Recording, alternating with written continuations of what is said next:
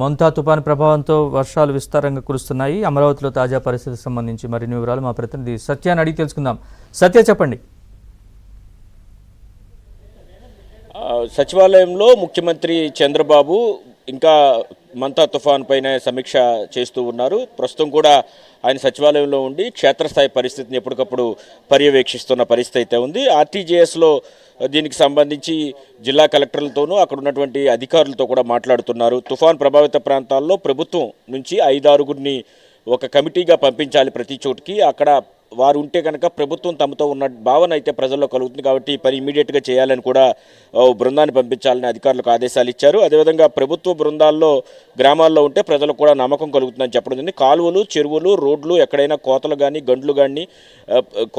గండ్లు కానీ పడితే కనుక ఇమీడియట్గా దానిపైన వెంటనే చర్యలు తీసుకోవాలి. వాటిని రాత్రిపూట కూడా పూర్తి స్థాయిలో పర్యవేక్షించి అవసరమైతే వెంటనే వాటిని సరిచేయాలని కూడా ఆదేశాలు ఇచ్చారు. క్షేత్రస్థాయిలో పంట నష్టం ఎంత ఉందనేది అంచనా వేయడానికి టెక్నాలజీని ఉపయోగించుకోవాలని ముఖ్యమంత్రి సమీక్షలో చెప్పడం జరిగింది. శాఖల వారీగా జరిగిన నష్టాన్ని అంచనా వేసి ఇమీడియట్గా రిపోర్టులు సిద్ధం చేయాలని, నష్టానికి సంబంధించిన ప్రాథమిక అంచనాను ముందుగా సిద్ధం చేసి కేంద్ర ప్రభుత్వానికి దీనికి సంబంధించిన రిపోర్టు పంపించాలని కూడా ముఖ్యమంత్రి అధికారులను ఆదేశించారు. అదేవిధంగా మంత్రులు నారా లోకేష్, నారాయణ కూడా ఆయనతో ఉన్నారు. వారిద్దరిని కూడా ఆదేశించిన పరిస్థితి అయితే ఉంది. ఇక తుఫాను ప్రభావం తగ్గగానే యుద్ధ ప్రాతిపదికన విద్యుత్తును పునరుద్ధరించాలని మంత్రి లోకేష్ అధికారులకు సూచించారు. ఆర్టీజీ సెంటర్ నుంచి మరోసారి టెలికాన్ఫరెన్స్ సీఎం నిర్వహించారు.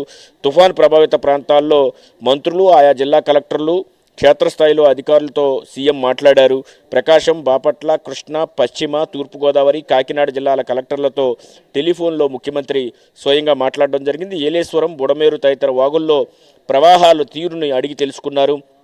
వరద నిర్వహణకు ఇబ్బందులు రాకుండా చూడాలని కూడా ఆయా కలెక్టర్లను ఆదేశించిన పరిస్థితి అయితే ఉంది. ఇదే సమయంలో రాష్ట్ర వ్యాప్తంగా కూడా ఎక్కడికక్కడ తుఫాన్ తీరం దాటుతున్న సమయంలో వర్షాలు పడుతూ ఉన్నాయి. మరోవైపు ఏదైతే తుఫాను తీరాన్ని తాకిన తర్వాత సెంటర్ పాయింట్ ఏదైతే ఐ ఉంటుందో తుఫాను తీరాన్ని దాటడానికి 11:30 ప్రాంతం అవుతుంది. కాబట్టి అప్పటి వరకు తుఫాను ప్రభావం తీవ్రంగా ఉంటుంది. ప్రజలు ఇళ్లలోనే ఉండాలి, బయటకు రావద్దని చెప్పిన పరిస్థితి అయితే ఉంది.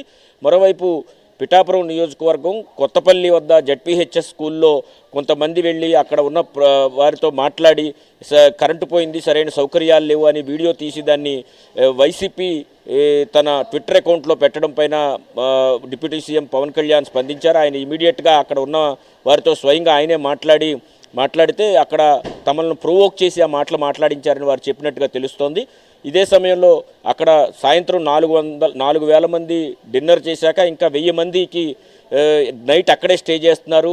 ఇంతమంది డిన్నర్ చేసిన తర్వాత కూడా 50 మందికి ఇంకా సరిపోయే ఆహారం అక్కడ ఉంది. ఆహారం నాణ్యత కూడా బాగుందని వారు చెప్పారని కూడా ఒక ప్రకటన అయితే మనకు విడుదలైంది. దీనికి సంబంధించి వివరణ అయితే ప్రభుత్వం వైపు నుంచి వచ్చిందని చెప్పుకోవచ్చు. మరోవైపు తుఫాను ఏదైతే తీరం దాటే సమయానికి విపరీతమైన గాలులు వస్తాయి కాబట్టి దానికి అన్ని రకాలుగా సంసిద్ధంగా ఉండాలని చెప్పడం జరిగింది. ఇప్పటికే క్షేత్రస్థాయిలో విద్యుత్ స్తంభాలు ఎక్కడైనా నేల కొరిగితే ఇమీడియట్గా వాటిని తిరిగి పునరుద్ధరించేందుకు భారీ ఎత్తున విద్యుత్ స్తంభాలు తరలించడం కానీ, పౌర సరఫరాల శాఖతో రేషన్ని తరలించడం కానీ, వైద్య ఆరోగ్య శాఖ ఎక్కడికక్కడ ఈ రిలీఫ్ సెంటర్లోనే హెల్త్ క్యాంపులు నిర్వహించడం కానీ ఇలాంటి కార్యక్రమాలు చేస్తున్నారు. ఎక్కడైనా గర్భిణీ స్త్రీలు కానీ, చిన్నపిల్లలు కానీ, వృద్ధులు కానీ ఇబ్బందులు పడుతుంటే వారిని ఇమీడియట్గా దగ్గరలోని ఆసుపత్రికి తరలించేందుకు కూడా ప్రత్యేక ఏర్పాట్లు అయితే చేస్తున్న పరిస్థితి అయితే ప్రస్తుతం ఇప్పటికి కూడా ముఖ్యమంత్రి, అదేవిధంగా మంత్రి నారా లోకేష్, మంత్రి నారాయణ, అదేవిధంగా వంగలపూడి అనిత మంత్రి వీరందరూ కూడా ఆర్టీజీఎస్లో ఉండి పూర్తి స్థాయిలో తుఫాను ఏ విధంగా ముందుకు వెళ్తుందనే దాని మీద పర్యవేక్షిస్తున్నారు.